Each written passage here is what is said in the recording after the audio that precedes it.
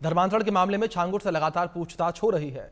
इस दौरान कई सारे चौंकाने वाले खुलासे हो रहे हैं। साथ ही साथ पुलिस ने मामले में कई लोगों को गिरफ्तार और किया। इसके अलावा छांगुर के मुंबई कनेक्शन का भी खुलासा हुआ। आप रिपोर्ट में देखिए।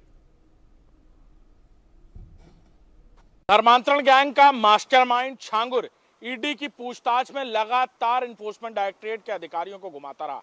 पहले अपने अनपढ़ होने का जमकर बहाना बनाता रहा और फिर बार बार तबीयत खराब होने का हवाला भी देता रहा।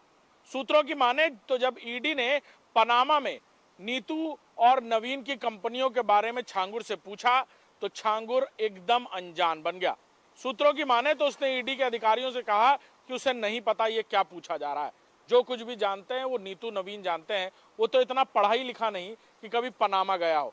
उसने कहा कि मुझे तो पता भी नहीं कि पनामा भी कोई देश है। इस तरह की बातें कहकर वो ईडी के अधिकारियों से पल्ला झाड़ने की कोशिश हर जवाब में करता रहा।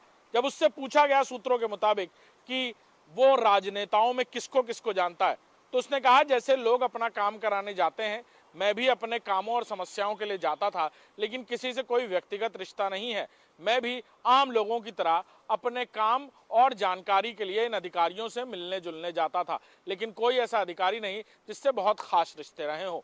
जब ईडी की टीम ने छांगुर से पूछा कि वो पहली बार जब दुबई गया तो वहां किससे मिला तो उसने कहा कुछ मुरीद थे उन्हीं के पास गया था, बाकी कोई ऐसा शख्स नहीं जो भारत से ना हो।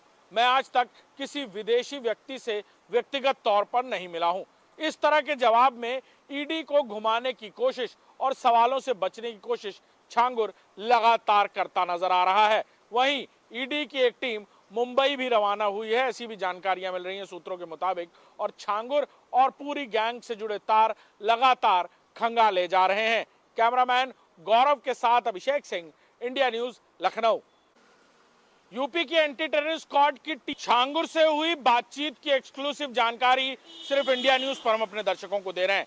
सूत्रों की माने तो ईडी की टीम ने जब छांगुर से पूछताछ शुरू की और उससे पूछा गया कि ये धर्म परिवर्तन आखिर तुम क्यों कराते थे तो उसने कहा जवाब में ईडी के अधिकारियों से कि ये वो लोग हैं जो अपनी स्वेच्छा से धर्म परिवर्तित करते थे।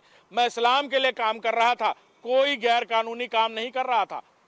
छांगुर जो अनपढ़ है और पढ़ा लिखा नहीं, वो ईडी के हर सवाल के जवाब में इतने शातिर तरीके से जवाब देने की कोशिश कर रहा है जिससे ईडी की टीम भी कई बार गफलत में आ गई। सूत्रों की माने तो छांगुर ने हर सवाल के पीछे नीतू और नवीन को ढाल बनाने की कोशिश की, साथ ही साथ अपनी अनपढ़ता को भी कहीं ना कहीं ढाल बनाकर ईडी के सवालों से बचने की कोशिश करता रहा और अपनी बीमारी का हवाला देकर कुछ देर के लिए ब्रेक मांगता है।